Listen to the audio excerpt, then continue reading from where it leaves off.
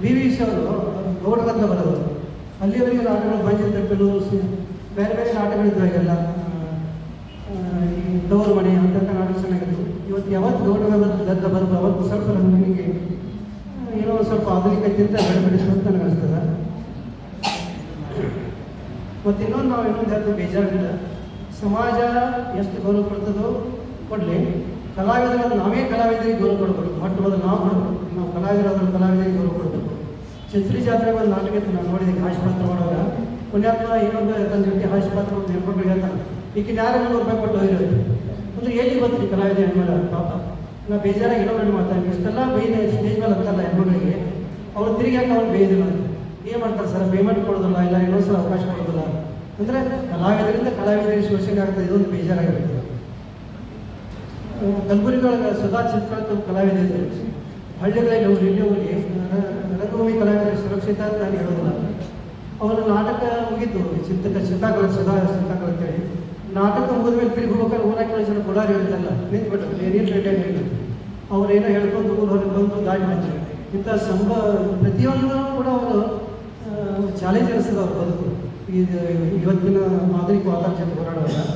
ಅದೇ ರೀತಿ ರಂಗಭೂಮಿಗೆ ಎಷ್ಟು ಭಕ್ತಿ ಅಂದರೆ ಗುಬ್ಬಿ ಚನ್ನಬಸಪ್ಪ ಅವ್ರ ಕಂಪನಿ ಇತ್ತು, ಅದನ್ನು ಗಾಡಿಗಳನ್ನು ನೆನಪು ಮಾಡ್ತಾರೆ. ಕಲಾವಿದರಿಗೆ ಕಂಪನಿಯಲ್ಲಿ ಟೆಸ್ಟ್ ಹಾಕಿದ್ದಲ್ಲಿ ಕಲಾವಿದರಿಗೆಲ್ಲ ತಮ್ಮ ರೂಮಿನ ಪಕ್ಕದಲ್ಲೇ ರೂಮ್ ಕೊಡ್ತಿದ್ರು. ಅವರ ಪ್ರತಿ ಕಮ್ಮಿ ತೆರಿಗೆ ಎಣ್ಣೆ ಕೊಡ್ತಿದ್ರು. ಒಟ್ಟು ಅವರಿಗೆಲ್ಲ ಚೆನ್ನಾಗಿ ಊಟ ಕೊಟ್ಟು ಸ್ವಲ್ಪ ಭಕ್ತಿಗೆರೆ ನೋಡ್ಕೊಳ್ತಾ ಇದ್ರು. ಅಂಥ ಮಾಲಕರು ಮೊದಲಿದ್ರು. ಈಗೂ ಕೆಲವರು ಚೆನ್ನಾಗಿದ್ದಾರೆ ಆವಾಗ ಬೇರೆ. ಮತ್ತು ಭಾಷೆ ಒಂದೆರಡು ಅಶ್ಲೀಲ ಹಾಸ್ಯ ಮಾತಾಡಿದ ತಕ್ಷಣ ಒಂದು ಜನ ಮುಂದೆ ಕೂತು ಸ್ಟೇಜ್ ಬಂದು ಕೂತು ಸ್ಟಾರ್ ಕೂತು ಅತಿ ಚಪ್ಪಾಳೆ ಕಟ್ಟೋರಿಗೆ ದೊಡ್ಡ ಪ್ರೇಕ್ಷಕರಿಲ್ಲ, ನಿಜವಾದ ರಾಜಹಾಸ್ಯ ಬೇಕು.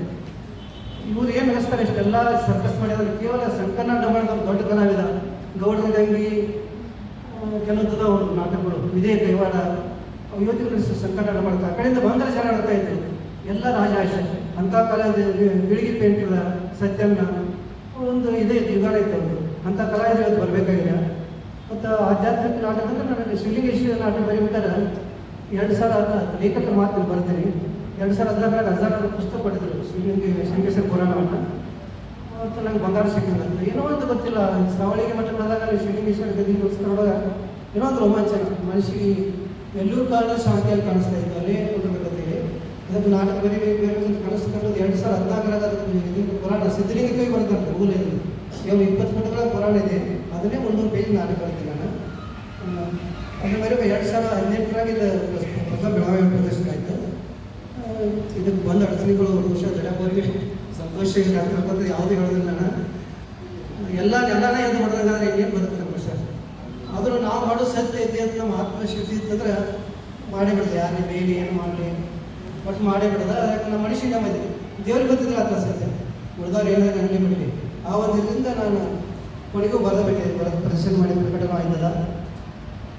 ನಾಟಕ ಅಂದರೆ ಇಷ್ಟು ಇದೆ ಕಲ್ಪಿಸ್ತೀರಿ, ಕಲಾ ಪ್ರಸಿದ್ಧ ಆಗೋದು ಅಷ್ಟೇ ಇದಿದೆ. ಏನಕ್ಕೆ ಮಾಡೋದು ಬಸವಣ್ಣ ನಾಟಕದಲ್ಲಿ ಫುಲ್ಲ ಪ್ರಸಿದ್ಧ ಆಗಿದ್ರು ನಮ್ಮ ಕಾಲಕ್ಕೆ. ದೊಡ್ಡ ಅವ್ರು ಆ್ಯಕ್ಚುಲಿ ನಾಟಕದಲ್ಲಿ ಸಿನಿಮಾ ಹಾಡು ಬಳಸಬಾರದು ಅಂತ ಹೇಳ್ತಿರು, ಅದೆಲ್ಲ ಇವತ್ತಿನ ಕಾಲ ಸಾಧ್ಯ ಇಲ್ಲ. ಪಾಪ ಅವ್ರು ನಾಟಕನಾಗ ಒಂದ್ಸಲ ಚಾದ ಚಾ ಪಡೆಯುತ್ತೆ ಹೀಗೆ ಮಾಡ್ತಾರೆ, ಬೇಗ ಬಸವಣ್ಣ ಚಾ ಪಡೆಯೋದು ತನಕ ಅವರು ಮತ್ತೆ ಚಾ ಕುಡಿದ್ಬಿಟ್ರೆ ಅವ್ರು ಚಾದ ಬಂದು ಪಾಪ ಅಂದರೆ ನಾವೇ ಕೈ ಕೊಟ್ಟು ನಾವು